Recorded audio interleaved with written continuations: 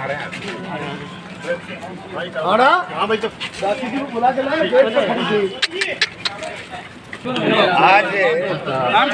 ऐतिहासिक जन सैलाब के साथ हमारे कांग्रेस के प्रत्याशी प्रहलाद गुंजल जी ने कोटा बूंदी लोकसभा क्षेत्र से नामांकन दाखिल किया है। तमाम कांग्रेस पार्टी के नेता कार्यकर्ता बड़े जोश के साथ, बड़े उल्लास के साथ, बड़े उत्साह के साथ में हमने नामांकन दाखिल कराया है और हमने संकल्प लिया है कि जिनकी कलम से हमारे नेता राहुल गांधी जी का सदस्यता लोकसभा से निरस्त की गई, जिनकी कलम से 150 हमारे चुने हुए सांसदों को बाहर निकाल करके गुपचुप में कानून पारित कराए गए, जिन लोगों ने 10 साल तक विकास की बात नहीं करके केवल और केवल तानाशाही की बातें करी, संवैधानिक संस्थाओं का दुरुपयोग किया, संविधान को तोड़ने की बातें की, आरक्षण खत्म करने की बातें की, नेताओं को क्रेज करने का काम किया, प्रताड़ित करने का काम किया और जो हमारी सरकार ने 5 साल में अच्छी योजनाएं, जो जनहित की योजनाएं थी, उनको अब 4 महीने से बंद करने का काम कर रहे हैं। मोदी जी 70 साल का हिसाब मांगते हैं, लेकिन इस 10 साल का कोई हिसाब नहीं दे रहे हैं। और यहाँ के भारतीय जनता पार्टी के प्रत्याशी ओम बिरला जी भी यहाँ पर 10 साल का कोई हिसाब नहीं दे रहे हैं। और हमारे नेता आदरणीय शांति धारीवाल जी ने और सब ने मिलकर के यहाँ पर इतने ऐतिहासिक विकास के काम कराए हैं जो 100 साल में नहीं हुए। मैं समझता हूँ कि इन सब हमारे 5 साल के कार्यकाल के विकास के काम, प्रहलाद गुंजल जी की जो साफ स्पष्ट और ईमानदार छवि और जिस प्रकार से ये जनता के लिए, गरीबों के लिए दास बनकर के सेवा करते हैं और हम सब एकजुटता के साथ में, और राहुल गांधी जी की भारत जोड़ो न्याय यात्रा और भारत जोड़ो यात्रा के जो मुद्दे हैं उन सब को लेकर के हम लोग जनता के बीच में जाएंगे। और जनता ने आज बता दिया है कि हम उस व्यक्ति के साथ में हैं, उस पार्टी के साथ में हैं जो 36 कौमों की बात करती है और जो विकास की बात करती है, सबको साथ लेकर के चलने की बात करती है, तोड़ने की बात नहीं करती है, क्रेश करने की बात नहीं करती है, संविधान को ख़त्म करने की बात नहीं करती है, संविधान को बरकरार रखने की बातें करती हैं और किसानों की समस्याओं को समाधान करने की बातें करती है। ऐसी पार्टी को हम यहाँ से जिता करके भेजेंगे। कल बहुत अंतर्गण नजर आई, आप एकजुटता की बात करें। देखिए, ये घर की बात थी, जिला कांग्रेस कमेटी का था, इनके मन में काफ़ी वर्षों से एक दूसरे के खिलाफ चुनाव लड़ते आए हैं। तो राजनीति में अपनी अपनी पार्टी के हिसाब से सब व्यक्ति बात करते हैं, उन्होंने भी की होंगी, इन्होंने भी की होंगी, लेकिन कल दोनों बड़े भाई और छोटे भाई का मिलन हो गया।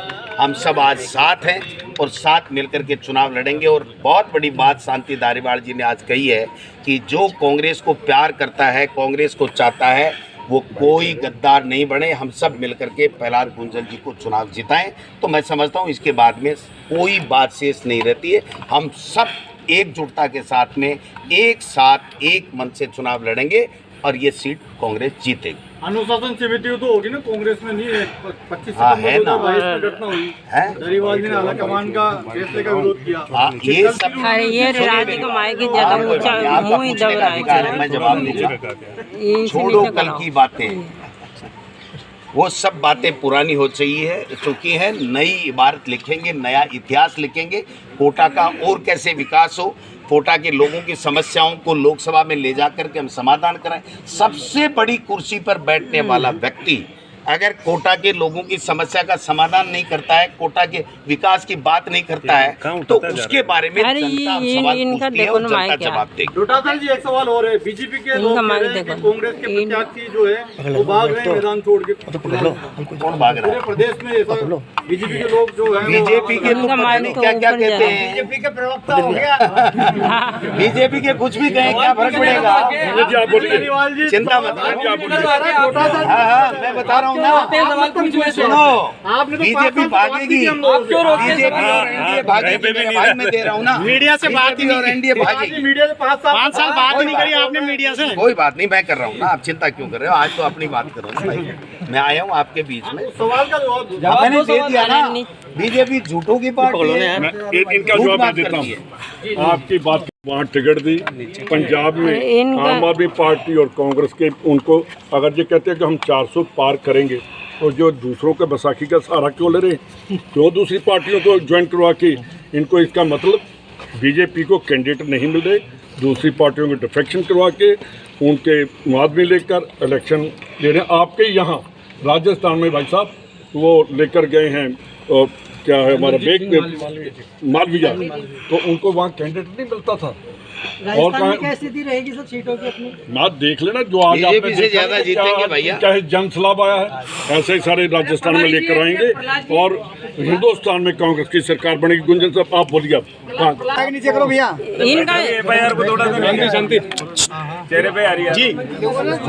रस्सा खैच की तरह चुनाव के परिणाम अरे मैं ये इनके आ रहे हैं। लोकसभा क्षेत्र इस सीट को कांग्रेस पार्टी इस बार हर सूरत में जीतेगी। और पूछो ना बिरला जी से, वो छोटे भाई साहब और बड़े भाई साहब के फोटो कहाँ गए बाड़ी? 5 साल तो परिवार की दादागिरी, परिवार का कब्जा, और आज भी बेचारे मंत्री और एमएलए छोटे बड़े इनका माई क्या रही उस पे लगा रहे। एमएलए मिनिस्टर विशिष्ट थे।